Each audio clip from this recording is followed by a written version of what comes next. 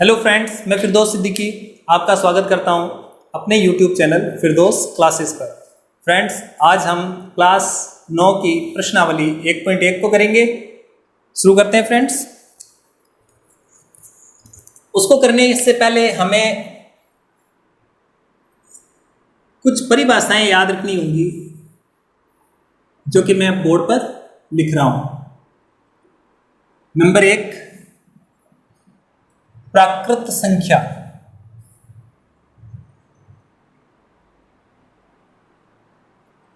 प्राकृत संख्या क्या होती है? एक से अनंत तक की संख्याएं प्राकृत संख्याएं कहलाती हैं।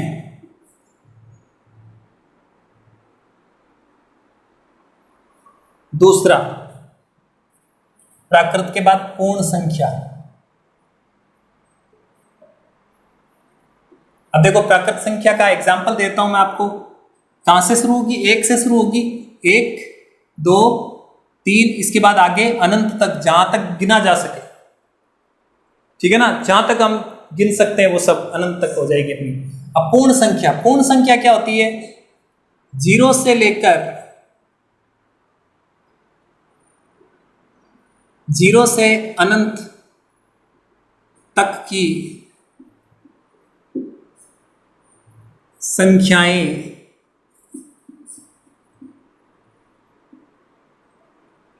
पूर्ण संख्याएं कहलाती हैं। 0 से अनंत तक, यानी इस प्राकृत संख्या के आगे अगर एक 0 और लगा देंगे तो वो क्या हो जाएगी? पूर्ण संख्या हो जाएगी। 0, 1, 2, ऐसे करके आगे तक 3, 4, अनंत तक। ठीक है? इसके बाद तीसरा आता है फ्रेंड्स, पूर्णांक संख्याएं। अब पूर्णांक संख्याएं क्या होती हैं? पूर्णांक संख्याएं होती है सभी ऋणात्मक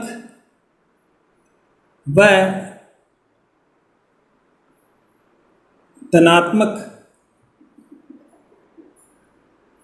संख्याएं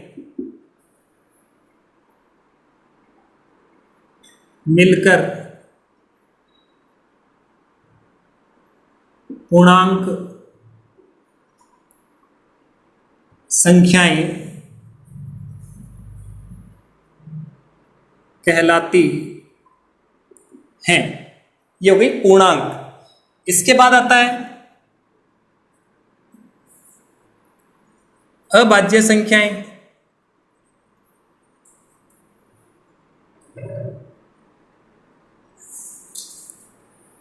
वे संख्याएं जिनमें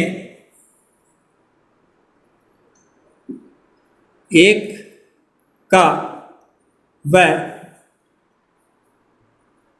उसी संख्या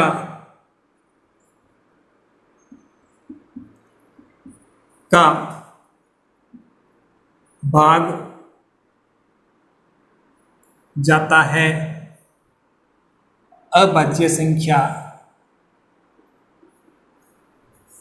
अभाज्य संख्या कहलाती हैं। या इसको क्या कह सकते हैं? वे संख्याएं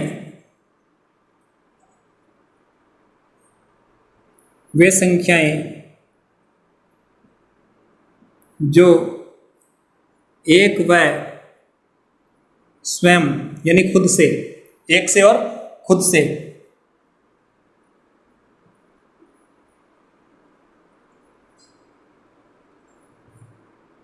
विभाजित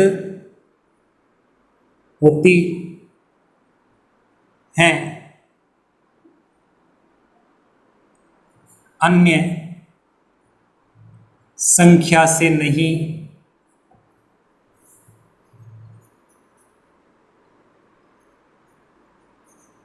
क्या कहलाती हैं? अभाज्य संख्या कहलाती है। ठीक है, अब जैसे अभाज्य संख्या कौन कौन सी है? 2, 3, 3 में सिर्फ 3 का भाग जाता है, 1 का जाता है। 5, 5 में सिर्फ 5 का जाता है या 1 का जाता है। 7, 11, 13, 17, 19, 23, 29, 31, 37, 41, 43, 47, 53, 59, 61, 67, 71, 73। ठीक है, फिर 73 के बाद अपने लिख देते हैं यहाँ पे 79, फिर 83, फिर 89 और फिर 97। ये 1 से 100 के बीच है, टोटल 25 है, और भी हो सकती है आगे 101, वो भी अभाज्य संख्या है। तो मैं 1 से 100 के बीच वाली लिखी है मैंने सिर्फ। 1, 2, 3, 4, 5, 6, 7, 8, 9, 10, 11, 12, 13, 14, 15, 16, 17, 18, 19, 20, 21, 22, 23, 24, 25 संख्याएं होती है ये, और यही ज्यादा अपने को याद रखनी होती है। ठीक है, इसके बाद सम संख्या वे संख्याएं जिनके अंत में 0, 2, 4, 6, 8 आता है, सम संख्या कहलाती हैं। और वे संख्याएं जिनके अंत में 1, 3, 5, 7, 9 आता है, वो विषम संख्या कहलाती है। तो 5वां ले लेते हैं अपने, सम संख्याएं वे संख्याएं जिनके अंत में 0, 2, 4, 6, 8 आता है। अब 0, 2, 4, 6, 8 आएगा तो 2 से पूरी पूरी विभाजित होगी।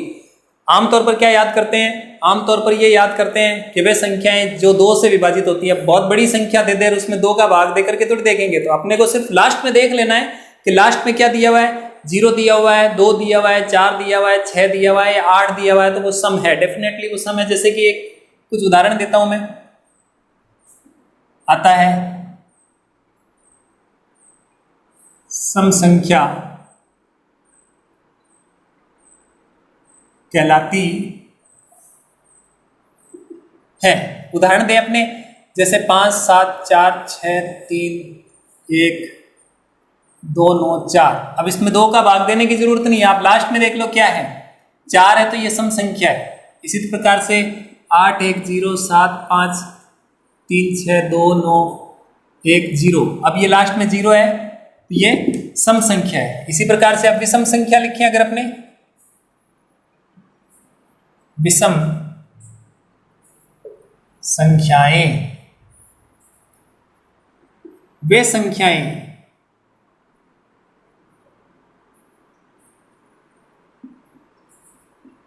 जिनके अंत में 1, 3, 5, 7, 9 आता है, विषम संख्या कहलाती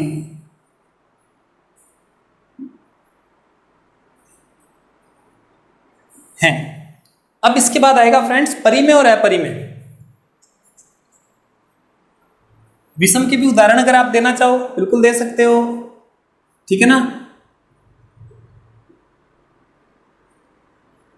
जैसे अब अपने उदाहरण दें तो क्या देंगे, 1, 3, 4, 8, 9, 0, 6, 3। अब लास्ट में 3 आ रहा है, विषम है। इसी प्रकार से 9, 4, 3, 2, 5, 1। ठीक है, ये भी क्या है, विषम संख्या, लास्ट में 1 आ रहा है। अब देखिए 7वां आएगा अब अपना परिमेय संख्या, जो कि आपके इस प्रश्नावली से रिलेटेड है, परिमेय संख्या। तो परिमेय संख्या क्या होती है?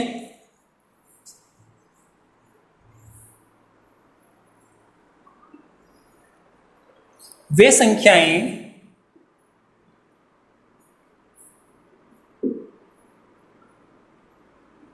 जिन्हें P बट्टा Q के रूप में लिख सकते हैं, जहां P व Q पूर्णांक होते हैं तथा Q बराबर 0 नहीं होता है। ठीक है, Q बराबर 0 नहीं होता है, ये काट दिया, इसका मतलब ये लाइन लिखी हुई है Q बराबर नहीं है 0 के। ठीक है, अब उदाहरण अपने दें तो 3 है, परिमेय संख्या है, 7 है, परिमेय संख्या है, और 2 है, परिमेय संख्या है। क्यों भाई परिमेय क्यों है? क्योंकि इनके बट्टे में Q 1 लिख सकते हैं हम, इसके बट्टे में 1 लगा सकते हैं, बट्टे में 1 लगा सकते हैं, तो ये सारी की सारी क्या है? परिमेय संख्या है। बट्टे में बस 0 नहीं लगना चाहिए। ठीक है, अब देखो जैसे कि 15 बट्टा 7 है, परिमेय है।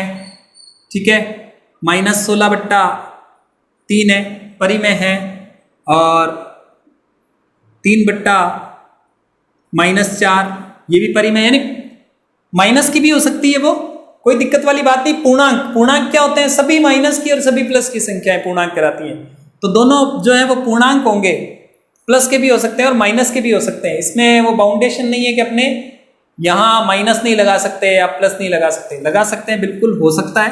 तो ये परिमेय संख्याओं का उदाहरण है फ्रेंड्स। उसके बाद अपने आते हैं 8वां अपरिमेय। एक और संख्या लिख देता हूं मैं यहाँ पे 0। अब 0 के बट्टे में भी मैं 1 लगा सकता हूं। देखो मैंने क्या बोला है, Q जो होगा यानी बट्टे वाला Q हर जो है, हर 0 नहीं होना चाहिए, अंश 0 हो सकता है। ठीक है, Q बराबर यानी बट्टे वाली संख्या 0 नहीं होनी चाहिए। क्यों नहीं होनी चाहिए? कारण बताता हूं उसका। एक है A 0 बट्टा A, एक तो ये है। ठीक है, और एक क्या है? A बट्टा 0। ठीक है, इसका मान तो क्या आएगा? 0, और इसका मान क्या आएगा? अनंत आएगा, अपरिभाषित, जिसको बताया ना जा सके, समझाया ना जा सके, है ना, अपरिभाषित यानी अनंत बोलते हैं इसको। ठीक है, तो बट्टे में अगर 0 लग रहा है तो अनंत आ रहा है, अपने बता नहीं सकते, समझा नहीं सकते, अपरिभाषित, पता नहीं क्या आएगा। और इसमें पता है, कंफर्म है कि यहाँ क्या आएगा? 0। ठीक है, अगर अंश 0 है और बट्टे में कोई संख्या है तो कोई प्रॉब्लम नहीं है, यहां Q का मान 0 नहीं लिखना है। ठीक है, Q जो है वो 1 2 3 4 प्लस या माइनस कोई सी भी हो सकती है, P 0 हो सकता है, कोई बाउंडेशन नहीं उसके लिए। अपरिमेय संख्या, अपरिमेय संख्या क्या होती है? वे संख्याएं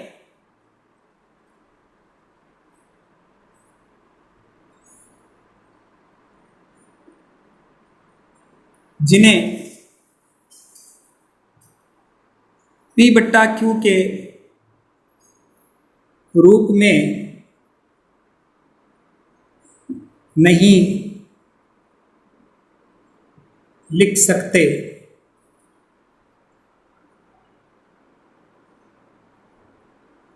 अपरिमेय संख्या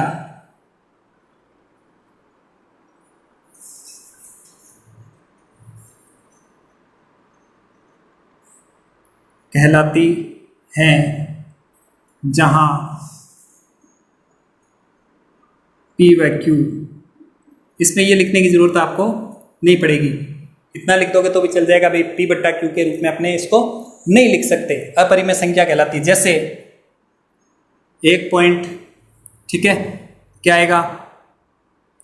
0 2 0 0 2, ठीक है, फिर 3 बार 0 लगा दो 2, ये अपरिमेय संख्या है। इसी प्रकार से पाई, पाई भी क्या है? अपरिमेय संख्या है। इसी प्रकार से √2 अपरिमेय संख्या है, √3 ये क्या है, अपरिमेय संख्या है, क्योंकि इनका वर्गमूल निकाल नहीं सकते, जितना निकालेंगे उतना आगे जाता जाएगा वो, ठीक है ना।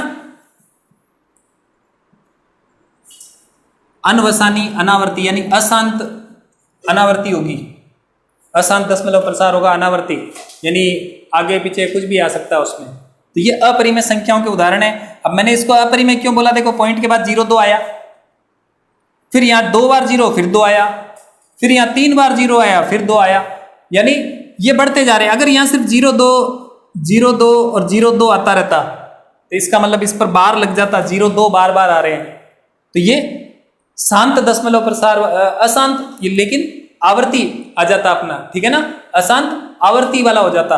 अशांत आवर्ती होती है हमारे क्या हो जाता, वो परिमेय संख्या हो जाती। लेकिन अभी फिलहाल क्या है, ये अनावर्ती है।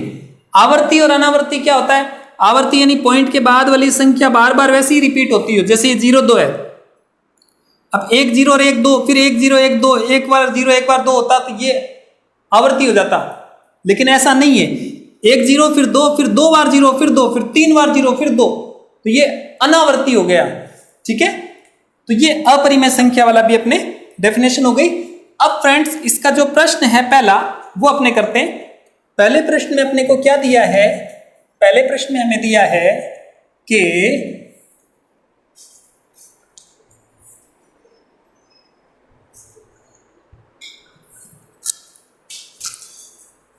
क्या शून्य एक परिमेय संख्या है, क्या इसे आप p बट्टा q के रूप में लिख सकते हैं, जहां p और q पूर्णांक है और q बराबर है 0, बराबर नहीं है 0 तो है शून्य। अभी मैंने आपको बताया, तो यहां लिखेंगे सॉल्यूशन नंबर 1, हाँ शून्य एक परिमेय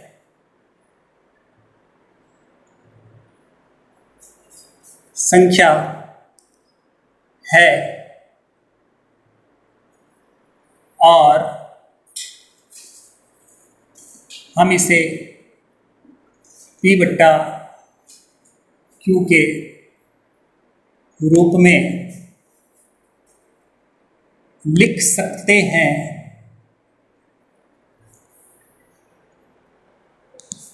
जहां q बराबर, जहां p व q पूर्णांक होते हैं तथा q बराबर 0 नहीं, ठीक है, होता है। q बराबर 0 नहीं होता है, ठीक है। अब देखो कैसे, ये शून्य, अब 0 के बट्टे में कुछ नहीं है तो मैं क्या लगा सकता हूं, 1 लगा सकता हूं। अब 0 के बट्टे में कुछ भी लगाया जा सकता है, 2 भी लिख सकते हो आप, क्योंकि 0 बट्टा a, अभी मैंने आपको बताया 0 बट्टा a बराबर क्या आएगा, हमेशा 0 आएगा उत्तर। a अब कोई भी संख्या हो सकती है, 1 2 3 4 कुछ भी ले लो, माइनस की भी ले सकते हो, 0 बट्टा माइनस 13 लिख दिया मान लो, तब भी 0 ही आएगा, ठीक है। 0 बट्टा माइनस 122 लिख दिया मान लो, तब भी 0 ही आएगा इसका मान। ये इसके एग्जाम्पल हो गए अपने, ठीक है। अब देखिए दूसरा प्रश्न, दूसरा प्रश्न है 3 और 4 के बीच 6 परिमेय संख्या निकालनी है हमें। किसके बीच निकालनी है, 3 और 4 के बीच। 3 और 4 के बीच 6 परिमेय संख्याएं, असंख्य परिमेय संख्याएं आएंगी, अनंत, जितनी आप लिखना चाहो, अनगिनत, कोई सीमा नहीं है इसकी। तो कोई सा भी उत्तर हो सकता है, इसमें जरूरी नहीं है कि जो अपने बुक में जो उत्तर दिया हुआ है वही आए, अपने दूसरा भी ला सकते हैं। तो मैं बताता हूं आपको, देखो कैसे। 3 व 4 के बीच 6, यह लिख देते हैं अपने, अनेकों अपरिमेय संख्या होती हैं। ये तो इसका आंसर हो गया था हमारा, ठीक है। अनेकों होती है। अपने को कितनी निकालनी है, 6 निकालनी है ना। तो हम क्या करें, 3 है ना, इसको 10/10 से गुणा कर दो, वह 4, इसको 10/10 से गुणा कर दो, तो ये क्या हो जाएगा 30/10, वह क्या हो गया 40/10। अब इनके बीच में अपने को बहुत सारी संख्या लिख सकते हैं। क्या लिख सकते हैं, अब 30 के बाद होना चाहिए और 40 से पहले, तो कितनी होंगी, के बीच 6 अपरिमेय संख्याएं, के बीच 6 अपरिमेय संख्याएं, है ना। अब देखो 30/10 है ना, 31/10, 32/10, 33/10, 34/10, 35/10, 36/10, बहुत सारी लिख सकता हूं मैं। अब देखो 37/10, 38/10, 39/10। अब 40/10 नहीं लिखना है क्योंकि उसके बीच होनी चाहिए, इससे इसके बाद और इससे पहले वाली। 1 2 3 4 5 6 7 8 9 लिख दी मैंने, है ना। अब ये उत्तर माला में आपके इसका उत्तर ये वाला नहीं आ रहा है। अपने उत्तर माला वाला अगर लाना चाहें तो फिर कैसे करेंगे, उसको भी देख लो।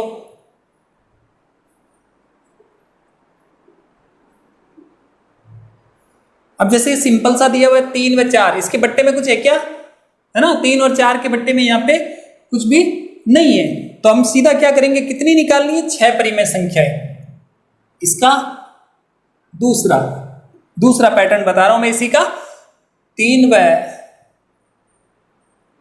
4 के बीच 6 परिमेय संख्याएं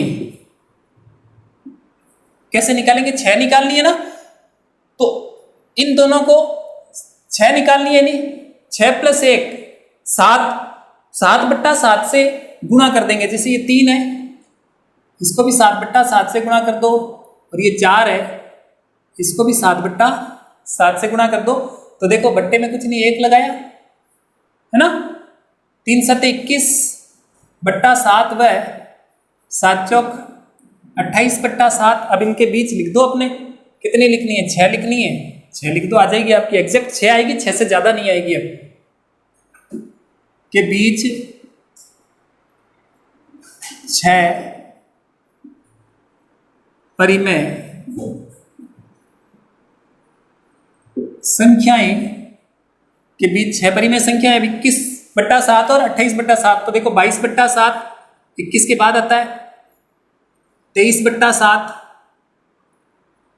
24/7, 25/7, 26/7 और 27/7। कितनी होगी, 1 2 3 4 5 6। ठीक है, ये समझ में आ गया आपके। तो इस प्रकार से अपने और भी आगे कर सकते हैं। तो फ्रेंड्स, अब आपको इसका तीसरा प्रश्न आपको ही करना है, और चौथा वो मैं आपको बता देता हूं। प्रत्येक प्राकृत संख्या एक पूर्ण संख्या होती है क्या। प्राकृत संख्या कहां से शुरू होती है, 1 2 3 4 ऐसे करके आगे। और पूर्ण संख्या कहां से शुरू होती है, 0 2 0 1 2 और 3। तो ये है प्राकृत और ये है पूर्ण। तो इसने पूछा है चौथे प्रश्न में, क्या प्रत्येक प्राकृत संख्या पूर्ण संख्या हो सकती है क्या। सही है कि गलत है। देखो प्राकृत संख्या 1 2 3 4 होती है और पूर्ण संख्या 0 से शुरू होती है। तो ये 1 2 3 4 पूर्ण है कि नहीं है। ये 1 2 3 4 पूर्ण संख्या में भी पाए जा रहे हैं कि नहीं पाए जा रहे हैं, पाए जा रहे हैं ना। तो ये जो है जितनी भी प्राकृत संख्याएं होंगी वो पूर्ण संख्या भी होगी, लेकिन प्रत्येक पूर्ण संख्या प्राकृत संख्या नहीं होगी, क्योंकि 0 जो है वो पूर्ण संख्या है लेकिन वो प्राकृत में नहीं पाई जा रही है। ठीक है, तो प्रत्येक प्राकृत संख्या पूर्ण संख्या है, ये सत्य है पहला आपका, उसमें आपको सत्य लगाना है। लेकिन अगर ये क्वेश्चन ऐसे पूछा जाता, क्या प्रत्येक पूर्ण संख्या प्राकृत संख्या है क्या, नहीं जी, प्रत्येक पूर्ण संख्या प्राकृत नहीं है, क्योंकि 0 पूर्ण तो है लेकिन प्राकृत नहीं है। ठीक है, अब देखिए अगला दूसरा इसका चौथे का, ये अपने को वर्बली करना है, आपको बुक में ही लगा लेना है और साथ में फिर इसको कर लेना है। प्रत्येक पूर्णांक एक पूर्ण संख्या होती है। पूर्णांक कहां से शुरू होता है? सभी माइनस के। अब जैसे वहां से दौड़ते आ रहे हैं माइनस के, देखो ये माइनस का 1, 0, ये प्लस का 1 और आगे प्लस के भी अनंत तक और माइनस के अनंत से शुरू हो रहे हैं। तो बोल रहा प्रत्येक पूर्णांक, पूर्णांक तो कहां से है? माइनस के भी होते हैं और प्लस के भी होते हैं। तो वो एक पूर्ण संख्या होती है क्या? अब ये -1 पूर्ण संख्या है क्या? नहीं है, क्योंकि पूर्ण संख्या कहां से शुरू हो रही है? 0 से। और पूर्णांक कहां से शुरू हो रहे हैं? माइनस अनंत से। माइनस के 100, माइनस के 300, 800 जो भी अपने माने, है ना, तो वहां से हो रहे हैं। तो पूर्णांक जो होते हैं वो पूर्ण नहीं होते, क्योंकि पूर्णांक में इस 0 के अलावा माइनस वाले भी हैं। ठीक है, तो ये क्या हो गया? कथन असत्य हो गया। क्यों? क्योंकि प्रत्येक पूर्णांक एक पूर्ण संख्या नहीं है, लेकिन प्रत्येक पूर्ण संख्या, आप देखो ये पूर्ण है संख्या, 0, 1, 2, 3, 4 ये पूर्ण संख्या है। अब ये यहां भी पाई जाएंगी आपके पूर्णांक में भी। ठीक है, तो प्रत्येक जो पूर्ण संख्या है वो पूर्णांक हो सकती है, क्योंकि 0, 1, 2, 3, 4 यहां भी पाए जा रहे हैं और यहां भी।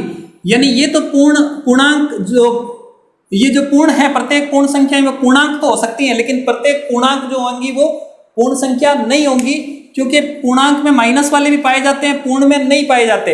अब ये माइनस का 1 है, वो पूर्ण नहीं है, क्योंकि पूर्ण तो 0 से शुरू होता है, माइनस से होता ही नहीं है। ठीक है, तो ये हो गया अपना असत्य। अब देखिए तीसरा, प्रत्येक परिमेय संख्या एक पूर्ण संख्या होती है क्या? नहीं जी, ये भी असत्य है, क्योंकि परिमेय संख्या बट्टे वाली भी हो सकती है, परिमेय संख्या माइनस वाली भी हो सकती है, जबकि पूर्ण संख्या माइनस वाली नहीं होती और पूर्ण संख्या बट्टे वाली नहीं होती। ठीक है, तो तीसरे में भी क्या आएगा? असत्य। पहले में सत्य है, दूसरे में असत्य और तीसरे में असत्य है। 1.1 का तीसरा प्रश्न आपको करना है। आप करना है इसमें 3/5 और 4/5 जो दिया हुआ है ना फ्रेंड्स, इसको क्या करना? 10/10 से गुणा कर लेना दोनों को, और उनके बीच में परिमेय संख्या लिख देना। जरूरी नहीं है जो बुक में जो आंसर दिया हुआ अपना वही आए। फ्रेंड्स, ये थी हमारी कक्षा 9 की प्रश्नावली 1.1। आपको हमारा वीडियो कैसा लगा आप हमें कमेंट करके बता सकते हैं। हमारे चैनल को सब्सक्राइब कीजिए, बेल आइकन को दबाइए ताकि आपको आने वाली सभी वीडियो की नोटिफिकेशन मिलती रहे। धन्यवाद।